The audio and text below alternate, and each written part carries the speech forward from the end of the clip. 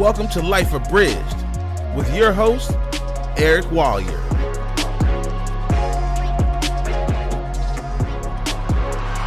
Run it. Hello, everybody.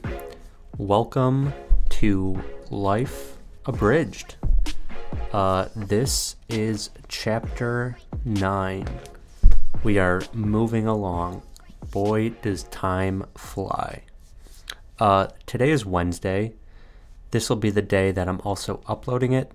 Usually I record it the day before, but last night I did not feel much like talking.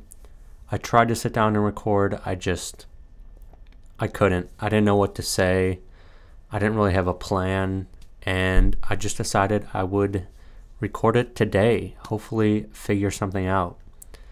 I mean, I didn't know exactly what I wanted to talk about. Like, I do want to mention the state of America right now with all the protests and such, and of course what happened to George Floyd, which is just awful, tragic. I mean, it's just a crazy time, really sad time. Hopefully there is real change. Maybe there will be.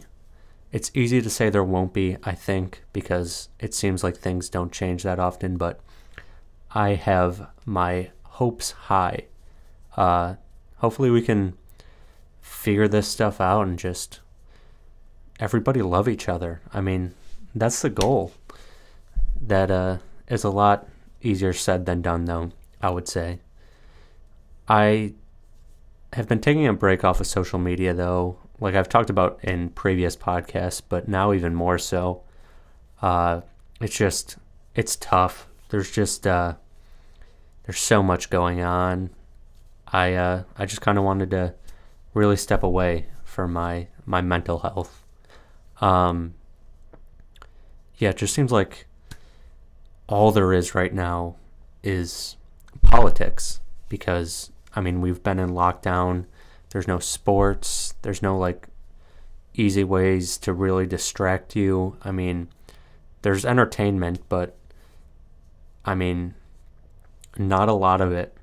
Not like normal. And because of that, it seems like there's just so much political talk. I mean, more than ever. And that kind of sucks, doesn't it? It's kind of shitty all around. I mean, it's good. It's definitely good. You have to figure that stuff out.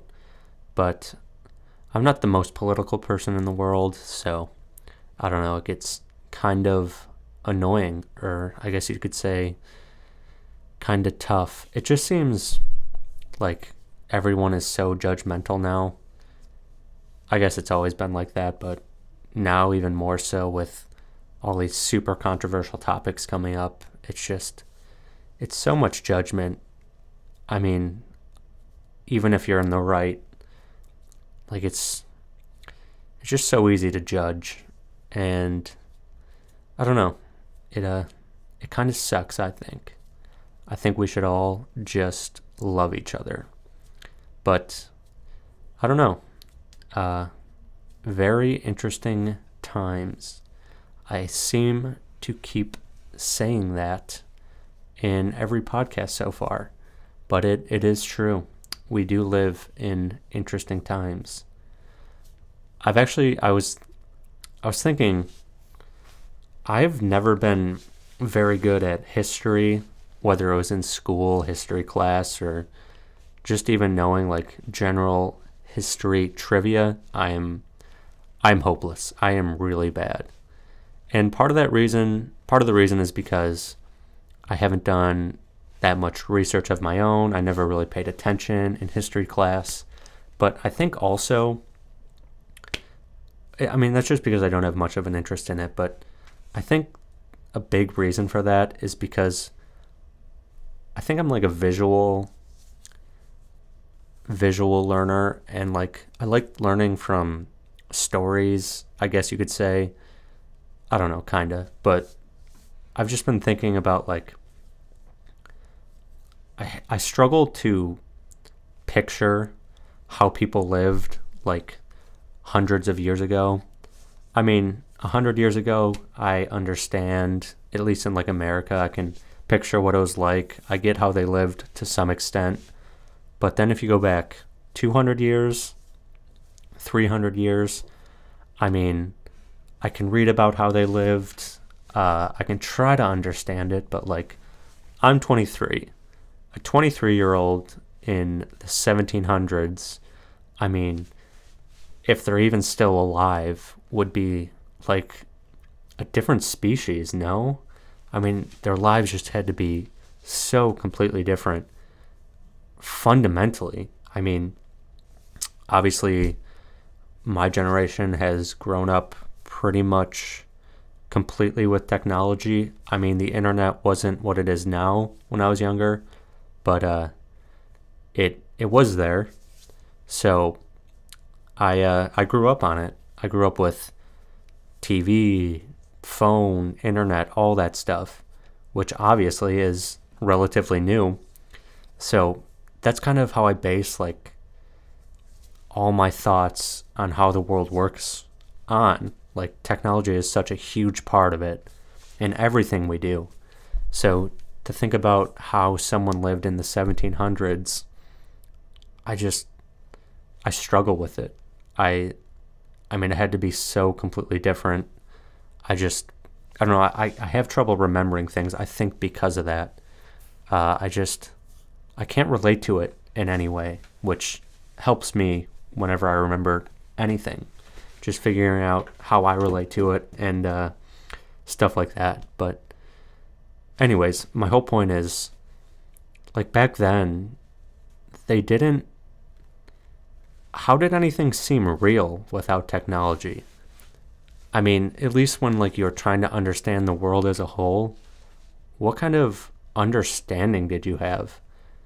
And I mean, even further than that, like, how did like money and banks work? Did they have banks in the 1700s? Probably, but in America, I'm talking about, I don't know. And like, when we did invent banks, it was just like all pen and paper.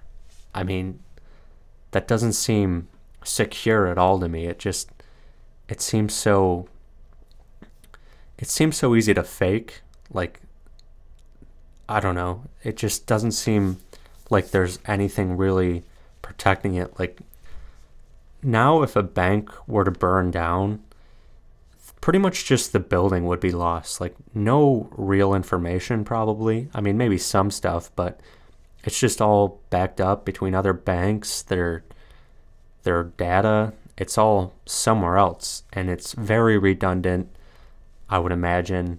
It's very hard to, get fake any information, because like they have everything digitally.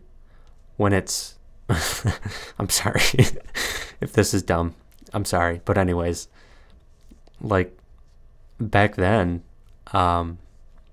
if a bank burned down, like, how much information was lost?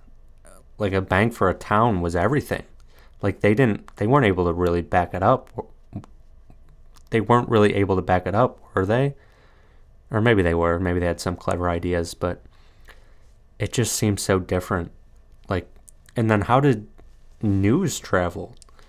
I just feel like it was basically word of mouth, and you just kind of had to believe what people say. And you would think that would lead to a lot of problems that technology would solve, especially with like news and facts and real information. But it seems like it hasn't. I mean, every day I hear contradicting things from, let's say, different news sources.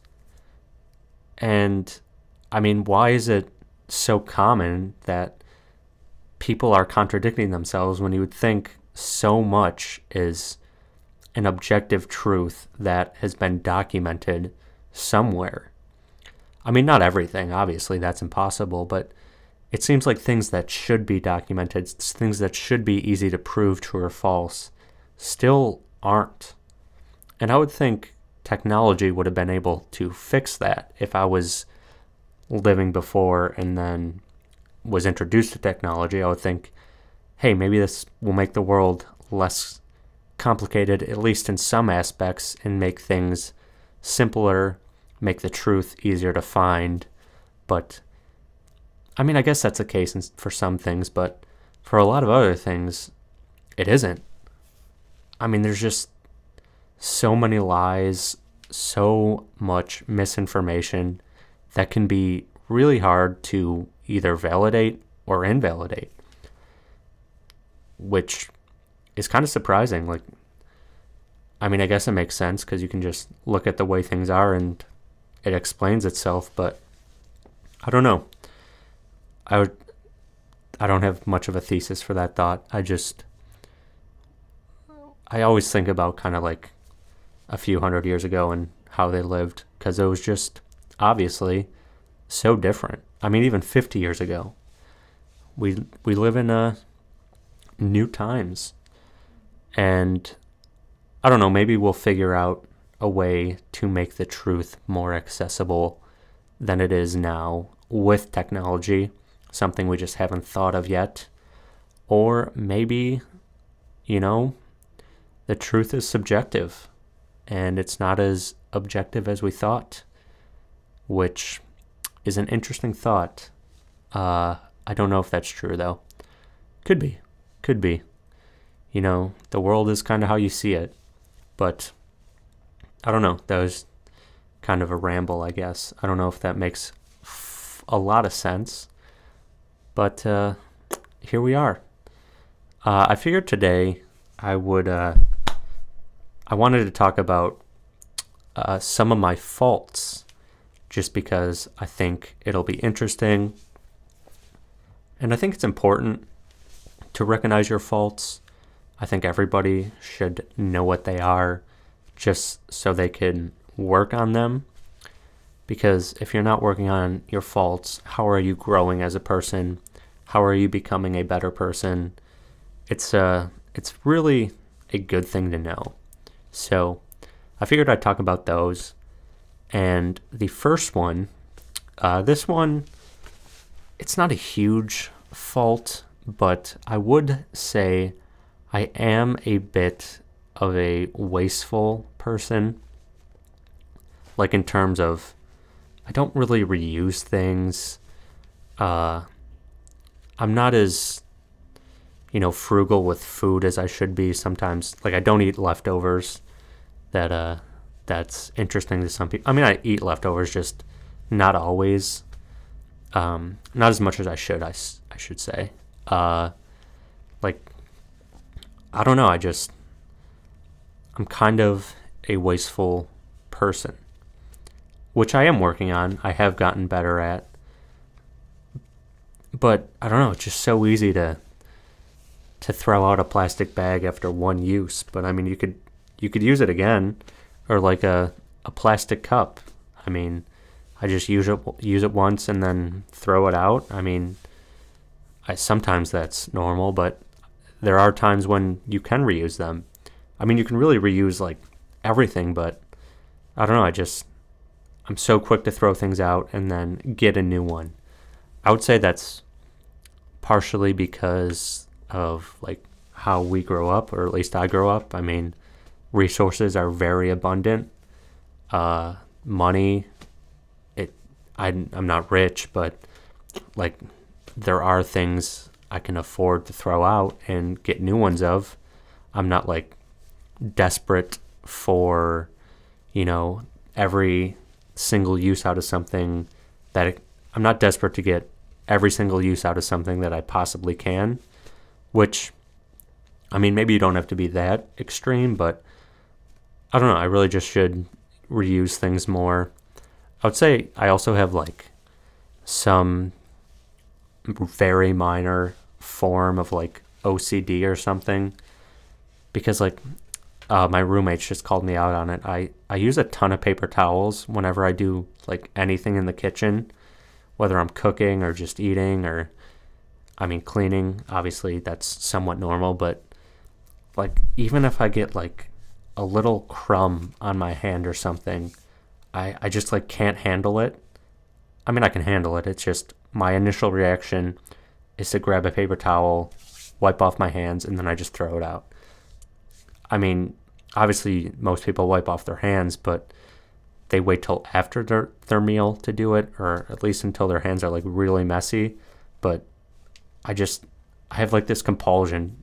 Like if my hands are a little bit dirty at all, I have to clean them. Or like if there's like one crumb on the counter, I have to get rid of it, which is weird, but I am working on it. I'm trying to get better at that.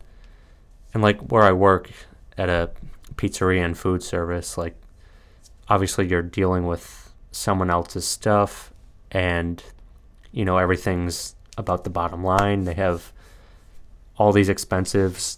They don't want things wasted. So I mean, that's really helped me become better at that. I'm much more aware of not wasting even the smallest things, because you know it's better for the environment. Reusing things saves you money, stuff like that. But yeah, I can definitely waste things, and like I said, I am working on it. I am getting better. I should do one of those challenges where like you only get like a jar to throw stuff out in for the whole day, and you can't fill it up. Or maybe even people do like a whole week, you only get like one jar, which would be tough. I don't really know. I would have to definitely make some changes to do that, especially for a week. But I mean, that's pretty extreme. I can definitely be better at that. That's one that has always kind of been who I am, unfortunately. And then another big fault of mine is I get bored of things super quickly. I know my dad was the same way, so I probably get it from him. He's not dead. He's just a little bit different now, I would say.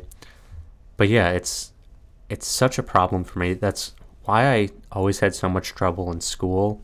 Like I would just get so bored of it. And I mean, being bored of something isn't a good reason not to do it if it's important, which, I mean, if I am bored, I'm not saying I don't do things, but I do like start liking something, enjoying something, get really into it for a short period of time, and then pretty much instantly just get over it. I mean, like everything. I have some hobbies that I just do kind of to do, but like I don't have that one thing that I've really loved to do my entire life, just because I don't know, that's not my personality type. That's not who I am. Like I said, I get bored of things super easily, and I wish it wasn't that way. At least I think I don't.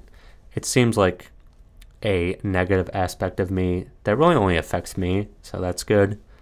But I wish I could just have like one thing that I can always love and focus on, like in terms of doing things, but I just don't.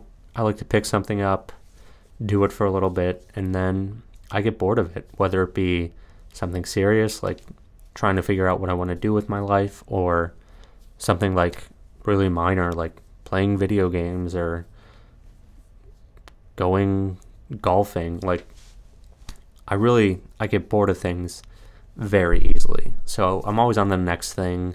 I can never let things fully mature, which I'm also working on just by, I guess fighting through the boredom, really seeing like what the end goal is of things I'm trying to do. And well, it's a big problem because I'm one of those people that, I mean, I guess most people are like this, but when I'm not motivated to do something, I'll just pretty much completely give up or abandon it. I mean, not always, but that's how it is a lot of the time. I have to be really, at least somewhat interested in something, and I also have to have a goal for it to really do it, want to do it, and do it well. But yeah, like I said, I am working on that also. That one's a bit harder and a bit more serious than being a little bit wasteful. But it is a fault of mine, and I don't freak out about it. I think I'll figure it out. I'll figure out how I need to live, because we all do eventually. So I'm not too worried, but it is something that's I've always kind of been aware of, and there have been times where it's been a fault of mine. I just get bored of things. I don't know. I'm always on to the next thing. But yeah, those are really my two biggest faults when I sat down to really think about it. I probably have more, but I'm afraid to talk about those. No, I'm just kidding. Yeah, I don't know. I mean, everyone has like some similar faults that like are very human that everyone feels. I can't think of any off the top of my head, but I mean, I'm not perfect besides those two things, but those are the big ones that have been a big theme throughout my life. I guess you could say I wasn't always the most honest person in the past, but I would say I did a pretty good job of recognizing that and fixing it. I consider myself to be a pretty honest person, and that's really the way to be. I didn't always know that, but now I definitely do, and that's the benefits of realizing your faults and fixing them. Hopefully, I can continue to fix my faults in the future. I wonder, do you guys know what your biggest faults are? You should. Like I said, it's important to work on them, address them, and grow as a person. So yeah, that is it for this episode, this chapter. I will see you next time for Chapter 10.